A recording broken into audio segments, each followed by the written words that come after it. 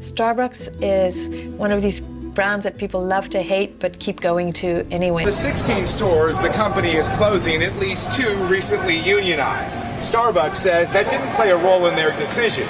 Do you know that Starbucks was founded by a writer and 2 teachers? It is quite bizarre to hear, isn't it? Gordon Belker, a writer, Steve Siegel, a history teacher, and Jerry Baldwin, an English teacher, collaborated in the 1970s to create Seattle's inaugural Starbucks. From then on, the brand moved to revolutionize cafes across the globe, transcending geographical, cultural, and economical hurdles throughout its journey. There are a few brands, and I mean it when I say a few, that instill synesthesia to its customers, and Starbucks is sure to top that list. But we're here today to shine light on Starbucks' misadventure in Australia. Intriguing, isn't it?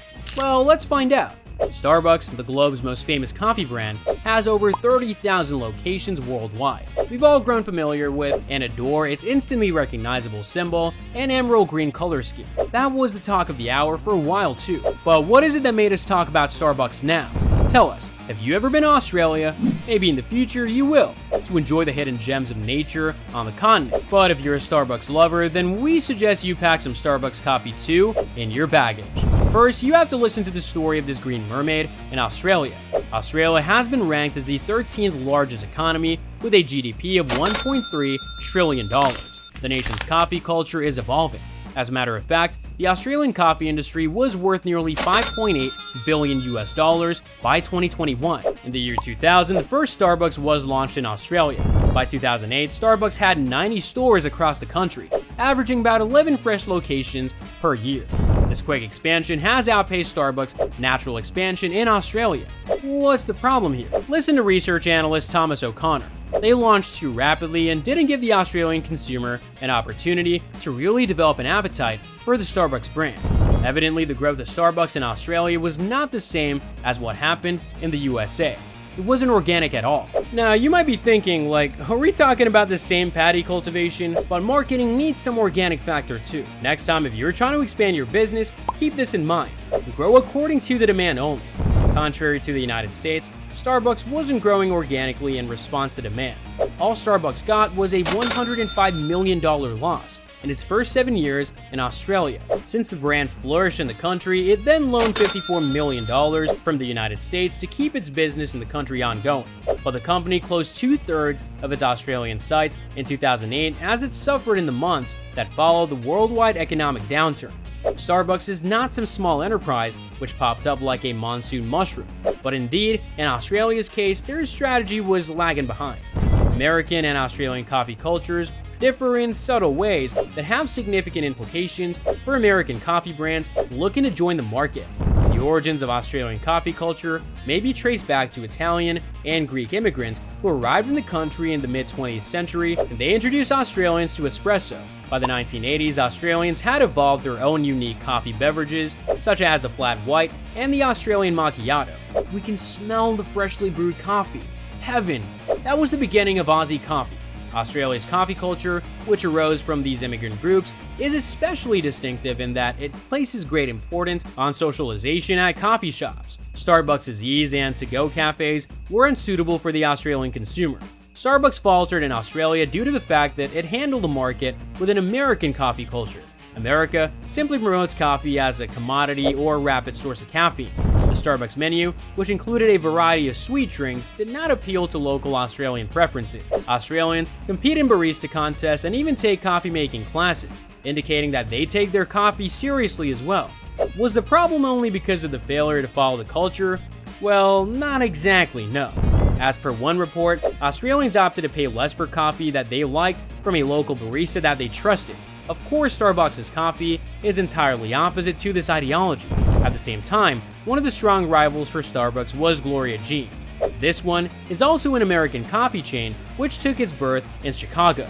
Gloria Jean's has over 169 locations in Australia and provides over 35 million customers each year.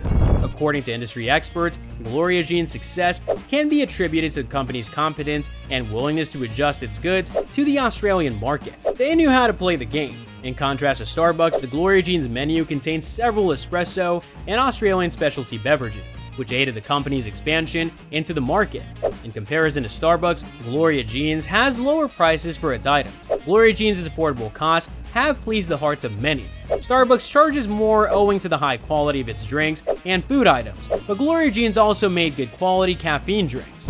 Now look at the expansion trend of these two brands. For example, Gloria Jean is present in about 40 countries with 1,400 stores in total, whereas Starbucks has spread over 80 countries with nearly 33,800 stores. See the trend? Starbucks is building their outlets just because they're buying new land and they have extra money. Which would have been your choice, Gloria Jean's or Starbucks? Well, look at Starbucks coffee as something special. There are total addicts over their coffee and frappuccinos, but as we say, the thing which is less available becomes more wanted. Starbucks becomes too accessible to the average Australian customer in just a brief amount of time. As a result, it was perceived as nothing unique. But giving up is not a strategy for this brand. The beginning might have been a glitch, but Starbucks is trying to fill a decent space in this continent country. As of June 21st, 2023, there are 67 Starbucks shops in Australia. Queensland has the highest number of Starbucks outlets in Australia, with 24 places, accounting for around 36% of all Starbucks stores in Australia. Starbucks then started to target mostly tourists, including students. But what is the basic quality that any business must uphold? We'll say that it is the readiness to make changes, to be flexible. After all these drawbacks, now Starbucks is back with a bang. Starbucks might have to put a full stop in its expansion in Australia, but they surely took steps addressing its initial shortcomings and have begun to experience success. After a long queue of lost stories, here we are presenting the story of Starbucks in Australia. The brand has recognized the value of quality, diversity, and a genuine cafe experience in the country's tradition of coffee. This awareness served as the cornerstone for their strategic shift. The company is now opening stores at a slower pace, strategically placing them in high-traffic areas. As a result, Starbucks has been able to maintain an uninterrupted standard of quality while focusing on creating a loyal customer base. We talked about the Starbucks menu and how unacceptable it was for Aussies. They recognized the importance of supporting the local preferences. For understanding more, the brand conducted research and spoke with customers grasping the intricacies of Australian coffee preferences. Their study revealed that Australians like bolder, more powerful coffee flavors, so they expanded their espresso-based beverage choice. Starbucks has added more local flavors to its menu in recent years, such as the flat white and the long black. In addition, they redesigned their stores and integrated aspects that match with the local cafe scene, creating a more intimate and friendly environment with easy seating arrangements and welcoming decor. This includes luxurious couches, community tables, and outside lounging spaces so customers can relax with their favorite cup of coffee. But the most important thing was something else. Starbucks recognized the value of supporting local producers and highlighting Australian-grown commodities.